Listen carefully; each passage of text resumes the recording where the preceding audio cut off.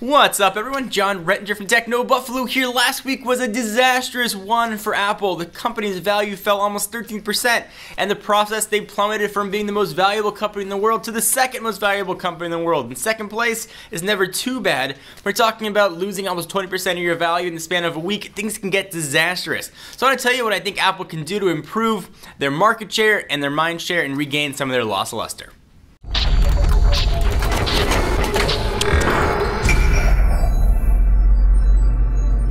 So real quick business background, what happened Apple, as any publicly traded company in the US has to do, release quarterly earnings, and they missed estimates. They still put out about 350-ish billion of profits, but it wasn't what people expected, and their stock fell almost 60 points or $60 depending on how you want to look at it. It was absolutely disastrous for the company, losing 20% of their book value really in just about 48 hours. But it's a smaller part of a larger story. Apple's been losing mind share and market share for the better part of the past 14 months. We've really seen Samsung lead that charge and the Android assault. So what does Apple have to do to regain their lost market share? Well, first, there are multiple Android phones on multiple carriers and multiple price points.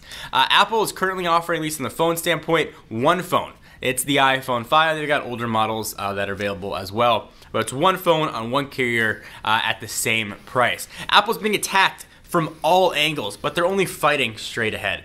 So if Apple is interested in competing and regaining that lost market share, at least from a device standpoint, they either need to compete at the left end of the bell curve or the right end of the bell curve. They need to be at the low end of the price point or the complete high end of the price point. Right now, they're sort of on the higher-ish end. They need a lower-end entry phone that's unique and that's new, that's not just a rehash of last year's model. Now, they might not get the performance, they might not get the user experience that they've had in the past, but that's what people are looking for that lower-end price. They can get into the smartphone world, and most importantly, once they get an Apple device, even if it's at a lower price, they're going to start buying apps, and that's really Apple's secret sauce. You know, take the hardware, but buy all of our applications. They make a killing from the App Store. That thing is literally printing money. But the big story here is less of a hardware, it's more of the software standpoint. Since 2007, iOS has not really changed that much. It has become extremely stale. The icon's still the same, you interact with it the same, you can now create folders, you can move icons around, and of course we have the App Store. But things just haven't evolved. You don't have any way of quickly viewing information. You don't have any sort of live tile equivalent or widget equivalent or anything along those lines. In order to get the information, you have to look inside of an application. If you want to see what notification is, you have to go inside of an application. There's Notification Center you can pull down, but you only get just a smidgen of information there.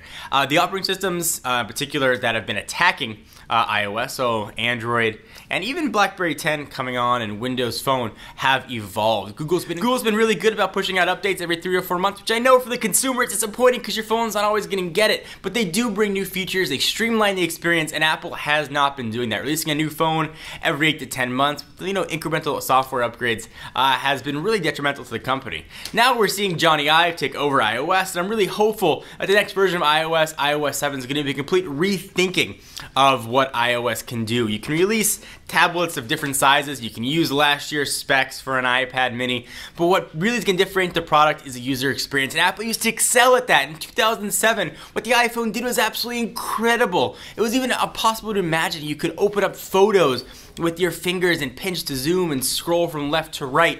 You had the whole browser in your pocket. But now everything has that, and Apple hasn't brought anything new to the table. They ushered in the app world, absolutely. But again, what have you done for me lately? A company's not going to make money based on innovation they had in 2007, 2009. They're going to make money based on innovation that they have now. So I'm challenging Apple, please update iOS, make it something new and fresh, push the envelope. Do what you used to be good at. And when you are successful, Apple, it's making Android better. It forces Google to be better. It's going to force RIM and Microsoft to improve and step up their games. So Apple, please bring some updated software, bring some updated hardware, and let's go ahead and get back to where we once were. Do you guys agree, disagree? What do you think Apple needs to do? Try and keep the comments civil. Anytime we mention Apple or Android, they always erupt in a huge flame war. From a business standpoint, I'd love to hear your thoughts. I'm John Rettinger from Techno Buffalo. See you next video.